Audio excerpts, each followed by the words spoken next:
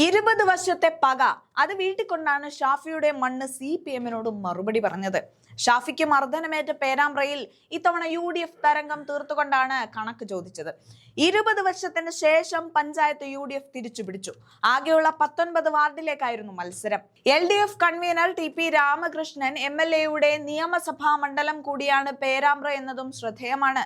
2000-2005 കാലത്ത് കോൺഗ്രസിലെ ആലിസ് മാത്യു പ്രസിഡന്റായ ഭരണസമിതിയാണ് UDF-ന്റേതായി അധികാരത്തിലെത്തിയ ഏക ഭരണസമിതി.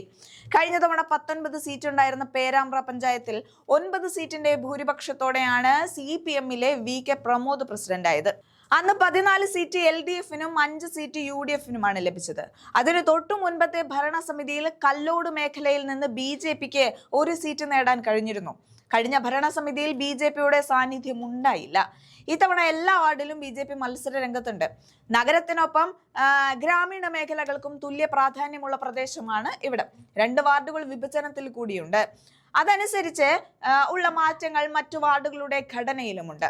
ചേനായി 1-ാം വാർഡിൽ നിന്ന് തുടങ്ങി കല്ലോട്, പാണ്ടിക്കോട്, മരുതേരി മേഖലയിലൂടെ പേരാമ്പ്ര ടൗൺ, എരവട്ടൂർ മേഖലയിലെത്തി 21-ാം വാർഡായി എടവരാടാണ് അവസാനിക്കുന്നത്. അടുത്തിടെ UDF പ്രതിഷേധത്തിനിടെ പേരാമ്പ്ര ടൗണിൽ ഷാഫി പറമ്പിൽ MP-ക്ക് പോലീസിന്റെ ലാത്തിയടിയേറ്റ സംഭവമായിരുന്നു UDF-ന്റെ പ്രധാന പ്രചാരണ വിഷയം. കോഴിക്കോട് പേരാമ്പ്രയിൽ UDF പ്രവർത്തകരും പോലീസും തമ്മിലുണ്ടായ സംഘർഷത്തിലാണ് ഷാഫി പറമ്പിലിന് പരിക്കേറ്റത്. പോലീസ് ആക്രമണത്തിൽ തലയ്ക്കും മൂക്കിനും പരിക്കേറ്റ ഷാഫിയെ 3 മണിക്കൂർ നീണ്ടുനിന്ന ശസ്ത്രക്രിയക്ക് വിധേയനാക്കി. പോലീസ് മനഃപൂർവ്വം അവിടെ സംഘർഷാവസ്ഥയുണ്ടാക്കി MP-ക്ക് നേരെ ആക്രമണം നടത്തുകയായിരുന്നു.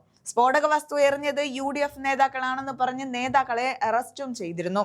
പിന്നീട് പേരാമ്പ്ര സംഘർഷം മനഃപൂർവ്വം ഉണ്ടാക്കിയതാണെന്ന വെളിപ്പെടുത്തലുമായി പോലീസ് മേധാവി തന്നെ എത്തിയിരുന്നു. Perambra DYSP N Sunilkumar, Vadakara DYSP Hariprasad എന്നിവരുടെ നേതൃത്വത്തിലാണ് പോലീസുകാർ മർദ്ദിച്ചതെന്നും റൂറൽ SP ഇക്കാര്യം സമ്മതിച്ച സാഹചര്യത്തിൽ അടിയന്തര നടപടി സ്വീകരിക്കണമെന്നുമാണ് പരാതിയിൽ ആവശ്യപ്പെട്ട പാർലമെന്റിലെ സ്പീക്കർക്ക് വരെ പരാതി പോയ കേസായിരുന്നു പേരാമ്പ്ര സംഘർഷം. അവിടെയാണ് വർഷങ്ങൾക്ക് ശേഷമുള്ള UDF കൊടികുത്തിയിരിക്കുന്നത്. അത് ഷാഫിയുടെ കൂടെ വിജയമാണെന്ന് നമുക്ക് ഊട്ടിയുറപ്പിക്കാൻ സാധിക്കും. എന്തായാലും ആ ദൃശ്യങ്ങൾ നമുക്കൊന്ന് കണ്ടു നോക്കാം. ഷാഫി പറമ്പിൽ വരാതെയാണ് ഇത്രയും ജനങ്ങൾ ഇവിടെ വന്നു കഴിഞ്ഞത്.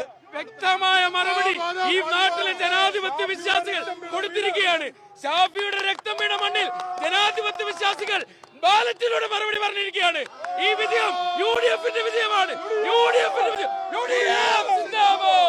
ഷാഫി പറമ്പിൽ വരാതെയാണ് ഇത്രയും ജനങ്ങൾ ഇവിടെ വന്നു കഴിഞ്ഞത്. വ്യക്തമായ മറുപടി ഈ നാട്ടിലെ ജനാധിപത്യ വിശ്വാസികൾ കൊടുത്തിരിക്കുകയാണ്. ഷാഫിയുടെ രക്തം വീണ മണ്ണിൽ ജനാധിപത്യ വിശ്വാസികൾ ബാലറ്റിലൂടെ മറുപടി പറഞ്ഞിരിക്കുകയാണ്. ഈ വിജയം UDF-ന്റെ വിജയമാണ്.